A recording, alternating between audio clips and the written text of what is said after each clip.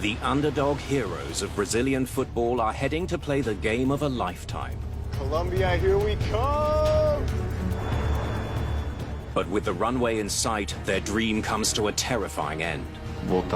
All we could do is pray and ask God to save us. Vectors! Vectors to the runway! I tried to keep in touch with them. Lost your radar signal. I don't have you. Are we going to make it? Yes!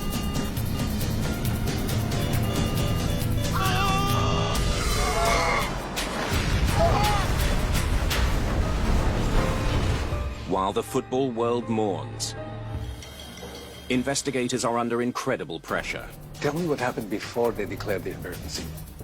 But the trail of evidence leads to a place they never expected. We were absolutely shocked. They should have been able to clear it.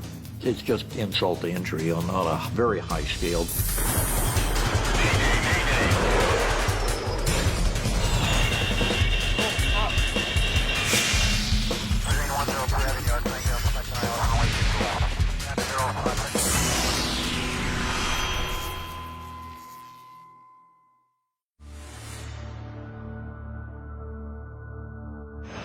It's just before sunset in Santa Cruz, Bolivia. LAMIA Flight 2933 is about to take off. On board is Brazil's Cinderella football team, Chapecoense.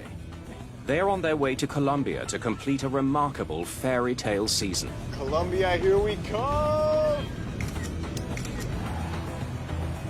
Based in the small city of Chapecó, southwest of Sao Paulo, the mid-level team has made an unlikely climb up the ranks of South American football. Now they're heading for their first ever final in the prestigious Copa Sudamericana. For the Chapecoense fans and for the players, it was a big accomplishment. Era uma grande façanha. Bruno Rangel! Gol da Chapecoense! Defender Alan Ruschel and backup goalkeeper Jackson Follman have grown close while playing together for Chapecoense. We were always a really united team, a team that wanted the best for everyone. We were a family, and that made us strong. Isso fez com que a gente chegasse forte.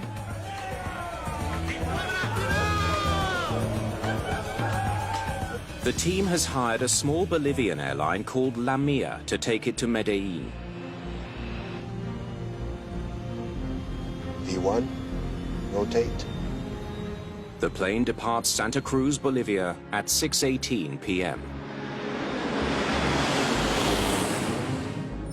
It will be a near 4.5-hour, 1,600-mile trip to Rio Negro, just outside Medellin, Colombia, the site of the championship game.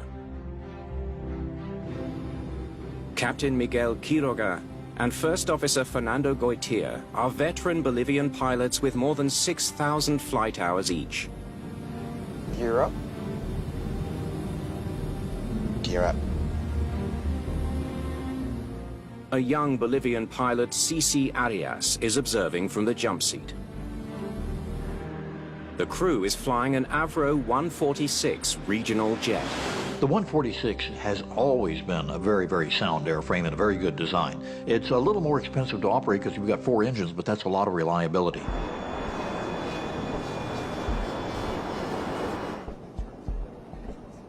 In the cabin, the team settles in for the night flight. Tava todo mundo muito feliz e muito ansioso para que chegasse logo. Everyone was very excited and anxious to get to Colombia, to start focusing on that first grand final the next day. E no dia seguinte fazer aquela primeira grande final. Partway through the flight, Jackson Follman turns to his friend Alan Ruschel. Hey, buddy. Come sit with me. No, I want to sleep. Eu e o Alan, a gente tem uma amizade há mais de 10 anos. Alan and I had been friends and played together for over 10 years. I asked Alan to sit with me so we could listen to music as we practically lived together.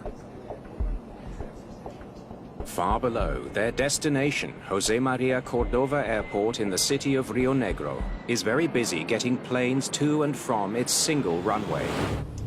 Rio Negro 2933, good evening. First Officer Goitier checks in with Air Traffic Controller Yaneth Molina. LAMIA 2933 control, good evening. Radar contact, maintain and descend to flight level 230. Join the Rio Negro VOR. Molina immediately instructs the crew to hold for their final approach because other planes are lined up to land. Holding at Gemli. LAMIA 2933 goes into a holding pattern at a navigation point called Gemli.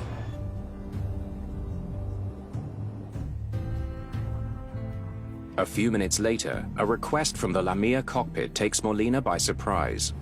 LAMIA 2933, request priority for approach. We have a fuel problem. Please understand you are requesting priority for landing also with a fuel problem, correct? Affirmative. You ask for priority, you're basically making a request that if they can fit it in, get you in a little bit faster. Maintain present heading and stand by to continue your descent. We'll maintain present heading and standing by for descent.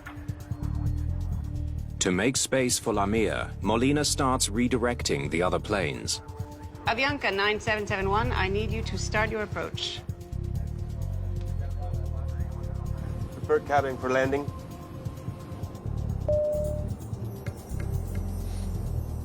The plane has now been holding for about 7 minutes. What's going on? We're about to land.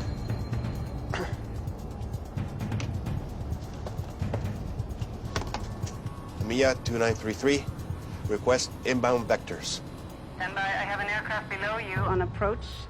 Additionally, they are doing a runway inspection. But the situation in the cockpit has suddenly become more urgent. We have a fuel emergency. That's why I'm asking you at once for final approach, requesting immediate descent. It's very unusual to declare priority and then 30 seconds later say they're out of fuel. LAMIA 2933, make a right turn now. To begin your descent, you have traffic 1 mile below. When you declare an emergency, the Red Sea parts. Now everybody is concentrating on doing exactly what you need, especially to get to the airfield as soon as possible. I thought we were almost there. Ninguém comentou nada. Nobody said anything to us. We didn't know anything. Molina needs to move the LAMIA flight away from other planes in its path. LAMIA, turn right to begin your descent. But instead, the pilots turn left, straight towards them. Negative. We're already starting to descend. I'm heading for the runway. Avianca 9771, turn left immediately, heading 270. They didn't follow instructions and started descending very rapidly.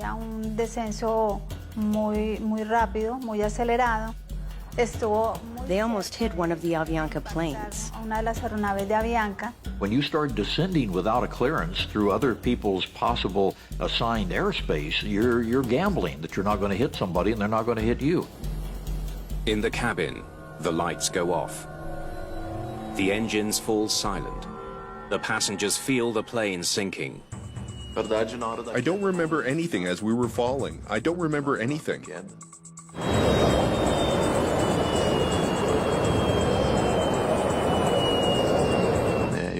All we could do is pray and ask God to save us. I remember asking God to make the lights and motors turn back on.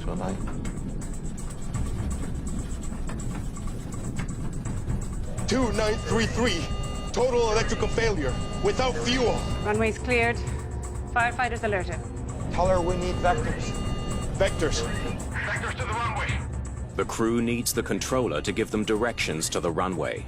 But the plane has disappeared from her radar. I tried to keep in touch with them. I kept telling them the runway was free, the firefighters were ready. Lost your radar signal. I don't have you. Report heading now. Heading 360. 360. 9,000 feet. Vectors. Vectors. When they told me their altitude was 9,000 feet, I thought the worst.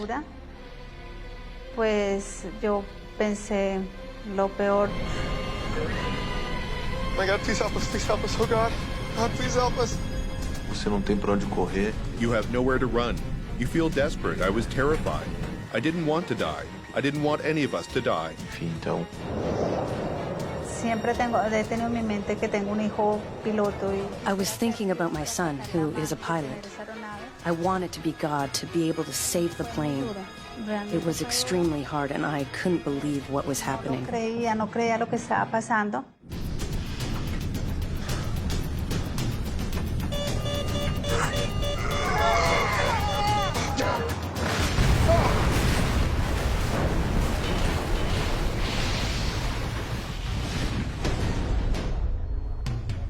"2933, come in.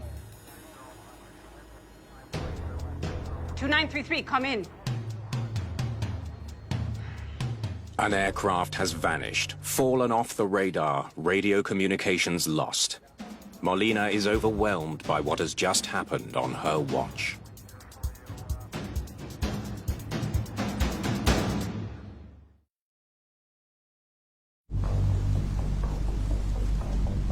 Chapecoense goalkeeper Jackson Folman has survived the crash of LAMIA Flight 2933. eu acabo acordando no meio da mata e I woke up in the middle of the forest. I don't know how long I'd been asleep for. fico desacordado. Help! Help, please! I'm over here! Eu também não via nada, estava muito escuro.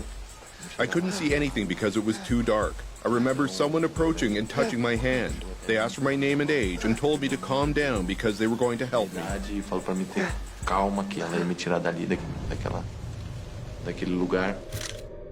Emergency crews rush to the crash site. Mostly they find dead bodies. But against the odds, 7 passengers are still alive. Besides Jackson Folman, 3 other Chapecoense players have survived: Ruschel, Elio Neto, and Danilo Padilla.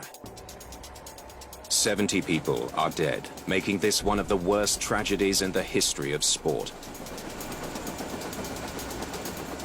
Desastre de avião é uma notícia que se espalha. News about the plane crash spreads really quickly. If you turn on the TV, CNN, Fox News, they are already talking about the accident. Whatever the accident. Tá lá falando do acidente, qualquer que seja o acidente. The morning light reveals the full extent of the crash. The LAMIA plane hit the crest of an 8,700-foot mountain called Cerro Gordo.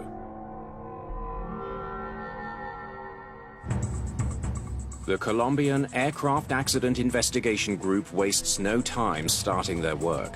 A team is on site at daybreak, with Julian Echeverri in charge.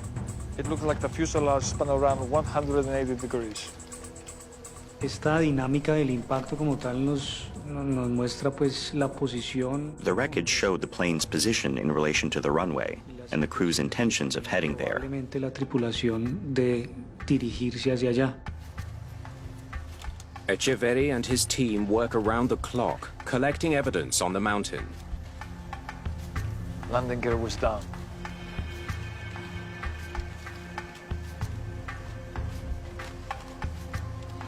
Look, the flaps are extended. The plane was configured for landing. It's clear that the crew was descending towards the airport. But it crashed 10 miles short of the runway. To end up with this aircraft in the mountains 10 miles away, only 10 miles away from the runway, it's just insult to injury on a very high scale. I could see the airport from here. The runway lights were on. Why didn't they make it? Investigators have a tough job ahead. Aircraft debris has tumbled down both sides of the mountain. But their biggest clue is what they don't find.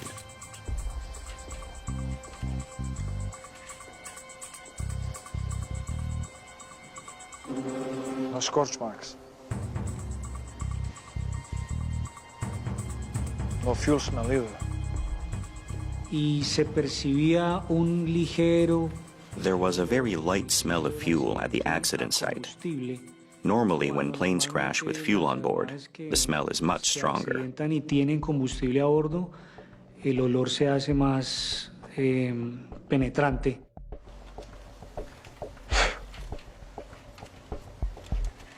The fuel level indicators are at 0. The plane was out of fuel. Absolutely, we were shocked. It's unusual for a passenger aircraft of this size to run out of fuel. It was a very unique situation. Fue una situación particular. Investigators are mystified. Why would the plane have run out of fuel? Was it a fuel leak? Engines 1 and 4 are up there. 2 and 3 are here by the main wreckage. All 4 engines are located and examined. There is no sign of fire or failure. They conclude the engines worked until the fuel ran out. The question is, how did the fuel get so low in the first place? Was it a mechanical failure or human error? The challenge was to investigate every aspect of why that happened.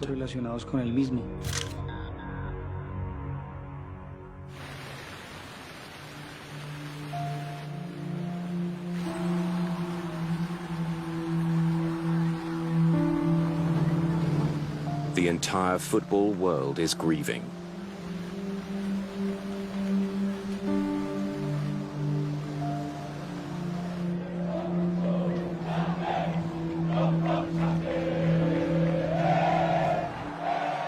In the team's hometown, fans take to the stadium to pay their respects.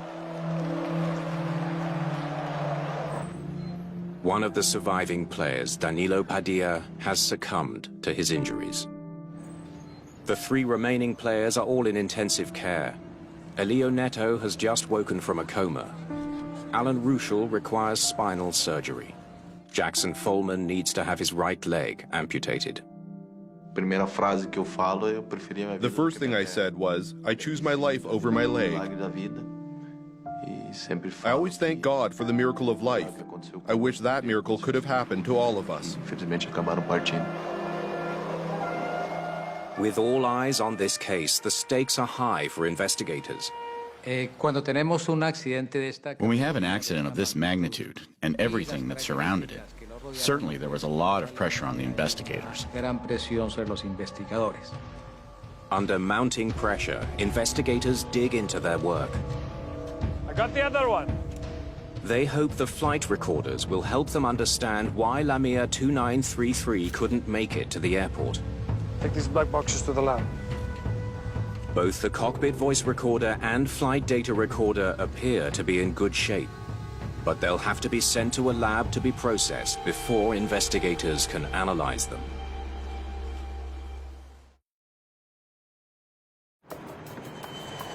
While the flight recorders are being analyzed, investigators focus their attention on the last person to speak with the crew of LAMIA 2933, air traffic controller. Thank you for meeting with me. Yaneth Molina.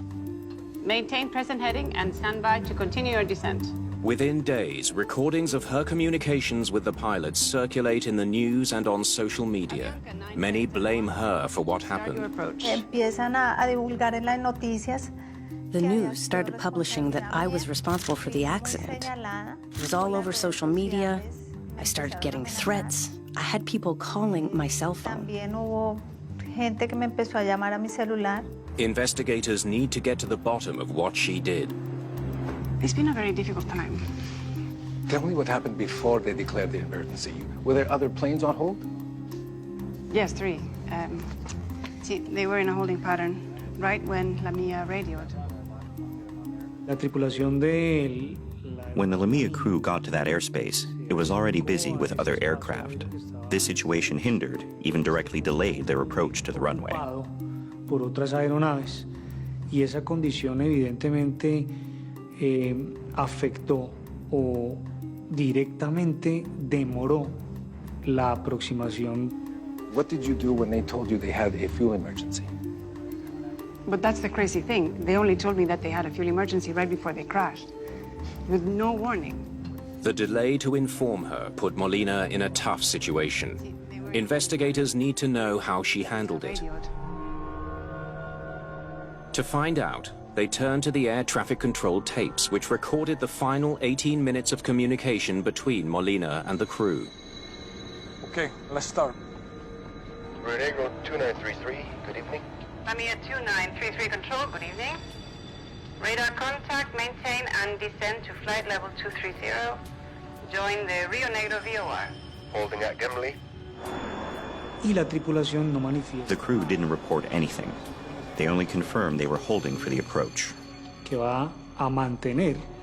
LAMIA 2933, request priority for approach. We have a fuel problem. Even after reporting a fuel problem, the crew doesn't give Molina any cause for concern. Understand you are requesting priority for landing also with the fuel problem, correct? Affirmative. La voz del... The first officer's voice was always calm and never seemed disturbed or anything. Totally En relaxed. ningún momento se notó alterado. Nada, totalmente tranquilo. Okay, stand by. I will give you vectors for the approach. Estimate 7 minutes to commence approach.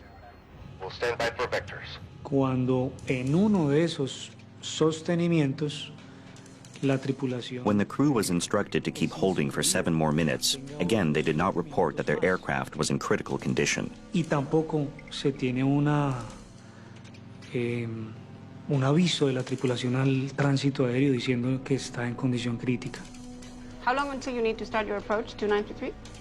Only when Molina checks in with them does the crew finally speak up. We have a fuel emergency. That's why I'm asking you at once for final approach. Requesting immediate descent. Pause. They declare a fuel emergency 7 minutes after entering the holding pattern. Why wait so long? Cuando la aeronave se When an aircraft runs out of fuel and the indicator light in the cockpit goes on, a Mayday Mayday or fuel emergency must be declared. This crew did not follow these procedures. La tripulación como Mayday, Mayday. Then they turn left here, towards the runway. Turning left puts Flight 2933 in the direct path of other planes in the holding pattern. Keep going. LAMIA 2933, make a right turn now to begin your descent. Negative. We're already starting to descend. I'm heading for the runway. Moments later, the crew reports the plane has lost power. 2933, total electrical failure, without fuel. Stop. They didn't explain the situation until it was too late. There's nothing she could have done. Investigators conclude Molina did what she could to help LAMIA 2933 in those stressful moments before the crash. But the recordings raise another question. Here's what I don't get. The fuel warning should have gone off long before the start of the approach. But they don't declare an emergency until here.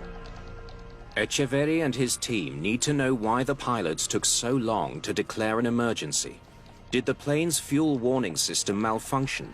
They hope the flight data recorder holds the answers.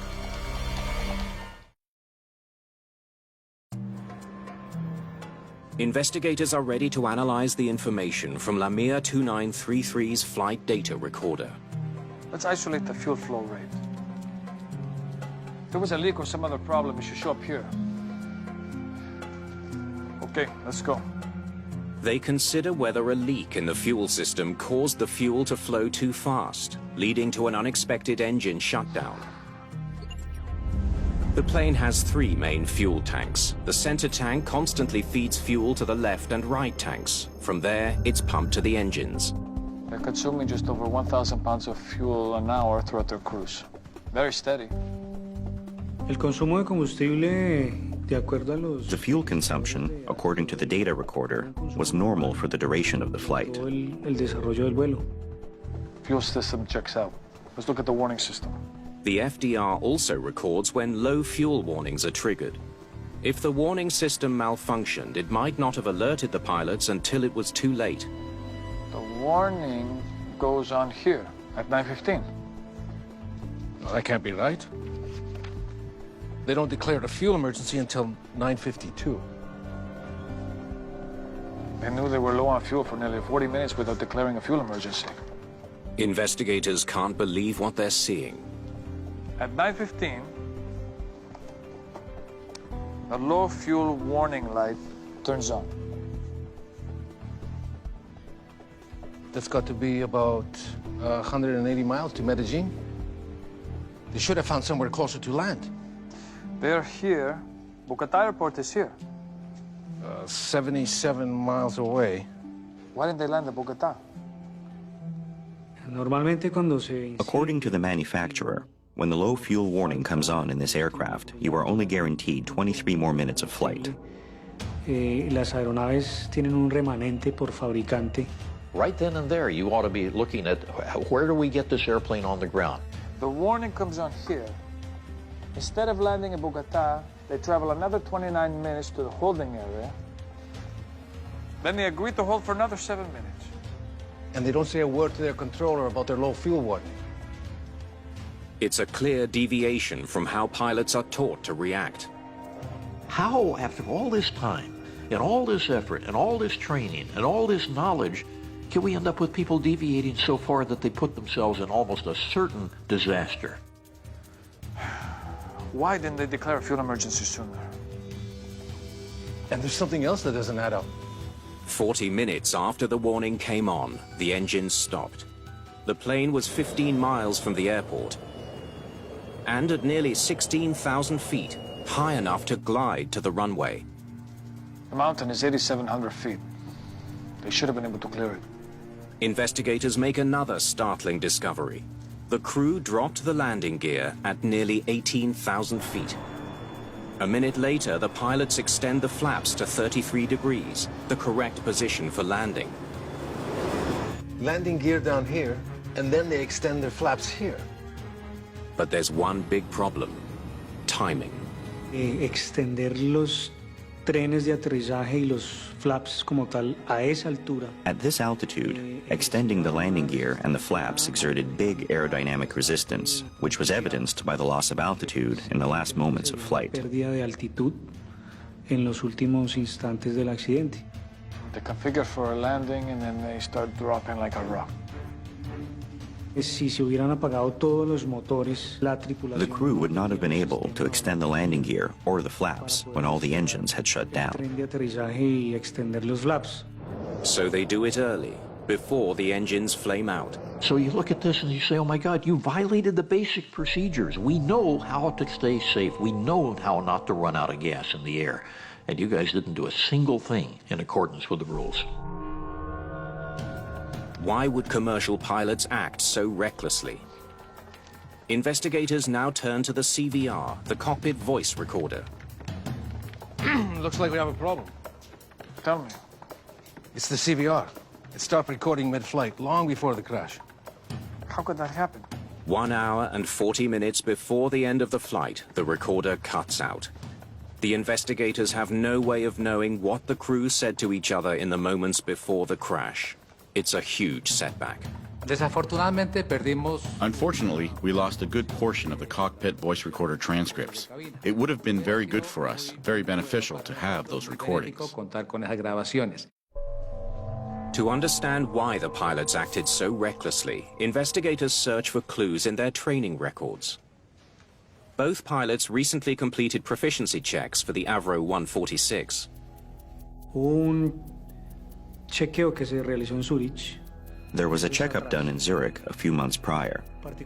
The captain and the first officer both passed their checkups, yet there were some improvements suggested to the pilots. Se realizaron unas observaciones, unas acciones de mejora a estos pilotos.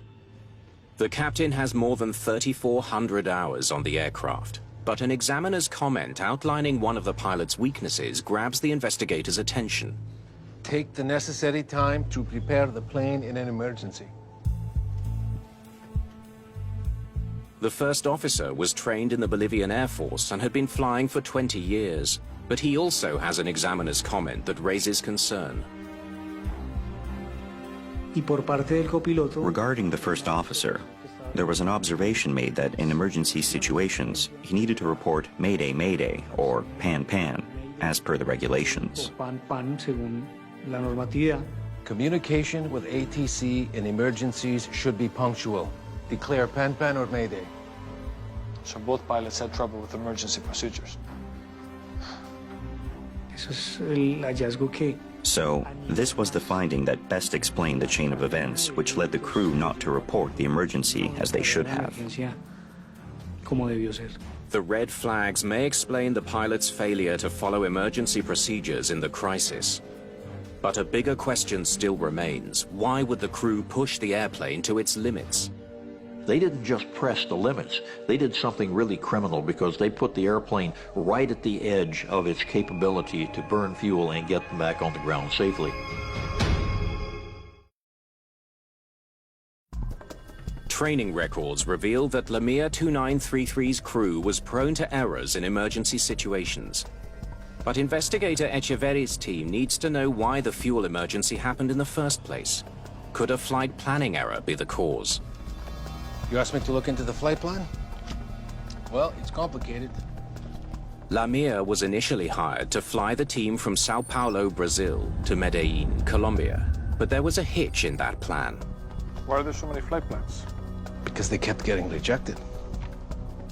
Because LAMIA is a Bolivian charter company, Brazilian regulations did not allow it to conduct a flight from Brazil to Colombia. Only operators from either of those two countries are permitted to do that. So the team was forced to take a regular commercial flight to Bolivia, from where they could take LAMIA to Medellin.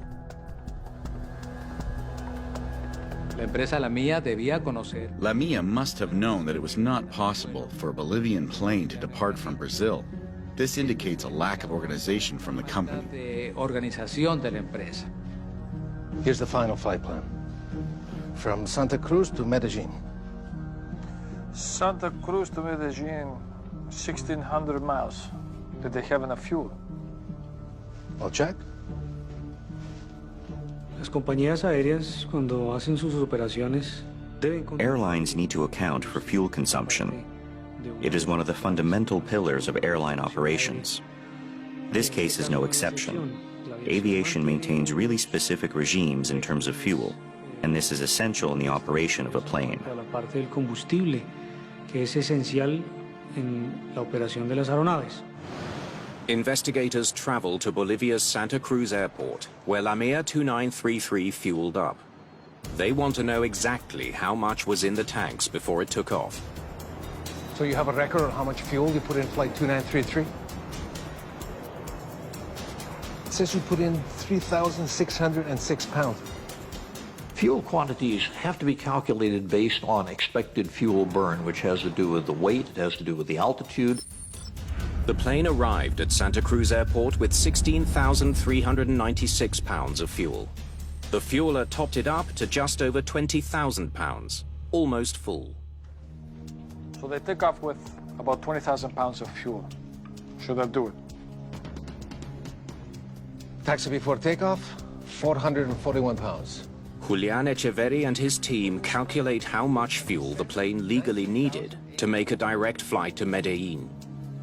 You have to have enough fuel to take off, fly to your destination, and land. You have to have enough fuel to go down and make an approach and come back up. And then you have to have enough fuel to fly to an alternate destination and to hold for 30 minutes, and if it's a remote island for longer than that, and then to descend and land. Total, 26,570 pounds. So they were short by about 6,570 pounds. They left with enough to get to Medellin, but barely a drop more. The plane could only fly 50 miles further than the planned flight to Rio Negro. The plane had nowhere near enough fuel to meet legal requirements. E resolveu ir fazer aquele voo com a He flew with an almost zero margin, obviously with the expectation it would work, but he took the risk. Mas correu risco. Why would pilots intentionally make this flight without enough fuel? As investigators dig deeper into the aircraft's flight records, they discover a troubling pattern. He flew the route from Medellin to Santa Cruz 3 times this year. And did it every time without refueling. The crew had made the same flight, but in the opposite direction, 100, without any reserve fuel. 50, 40, 30, 20, 10. Each time, they made it.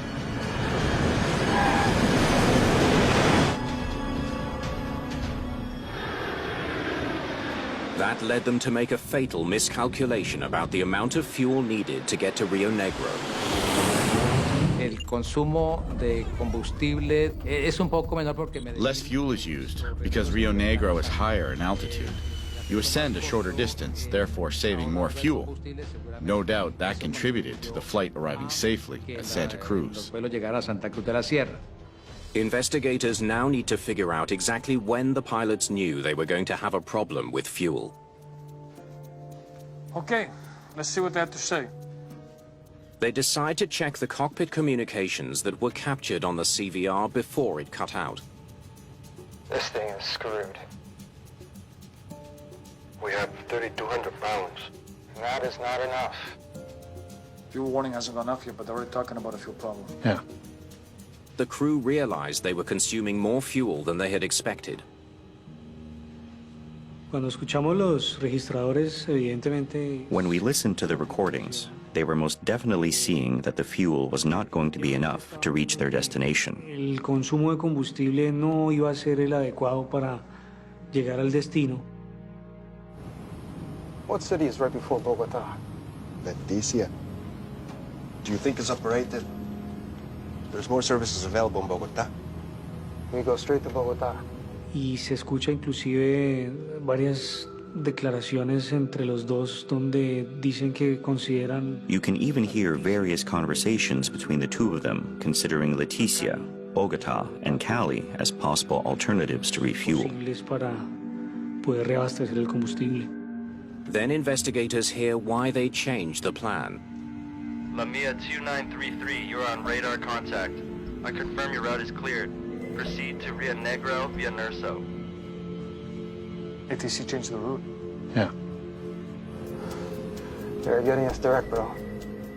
The controller offers the crew a more direct route to Rio Negro than they planned, reducing their flight time and fuel consumption. Era una ruta corta. It was a shorter route, and this made them change their minds, and they decided to continue their flight to Rio Negro. Hacia Rio Negro. Do we have enough to get us there? Right now we have 3,200. Should we keep going? Keep going. They're going for it. Hmm? Aren't you going down to Bogotá? No. We already analyzed it. We already thought about it.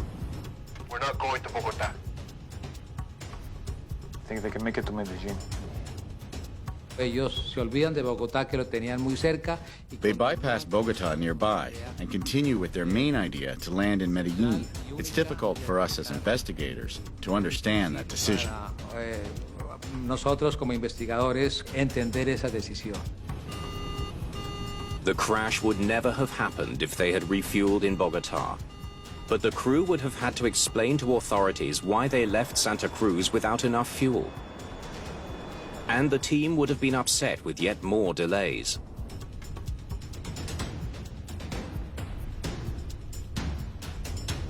Investigators will never know what else the pilots talked about, because the cockpit voice recorder then cuts out. Se tuvo en cuenta dentro de las. We considered why it stopped working. Possible reasons include an electrical problem, or perhaps that it had been stopped in the cockpit. Desde la cabina de este grabador.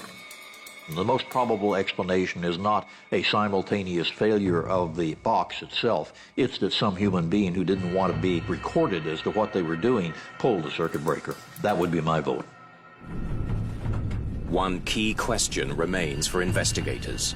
Why would the pilots need to cover their tracks?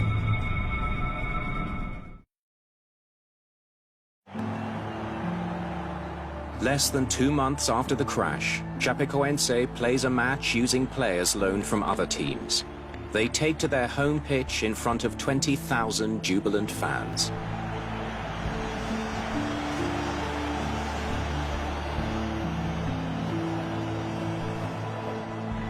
The 3 surviving teammates are honored in a ceremony in which they are awarded the Copa Sudamericana title.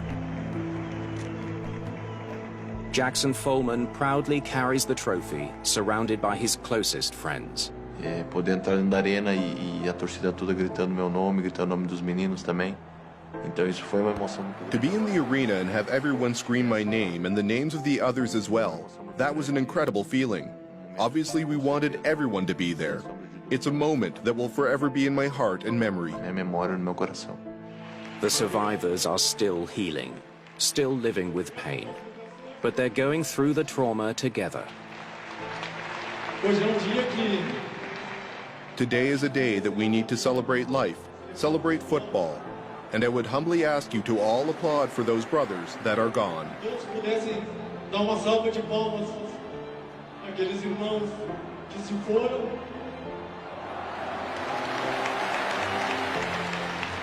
Neto e o Alan são meus compadres e meus padrinhos de casamento, então... Neto and Alan are my best friends and groomsmen. We know what we mean to each other and the importance of being there for each other. We're together every day. We need each other. Todos os dias eu tô com os dois, porque a gente sabe que a gente precisa um do outro. Meanwhile, in Bolivia, prosecutors charge company co-owner Vargas Gamboa with manslaughter. And aviation authorities have suspended LAMIA's operating license. One of the other owners turns out to be Captain Miguel Quiroga. He wasn't just a pilot, he had a financial stake in the company. Did he gamble dozens of lives just to save money on fuel?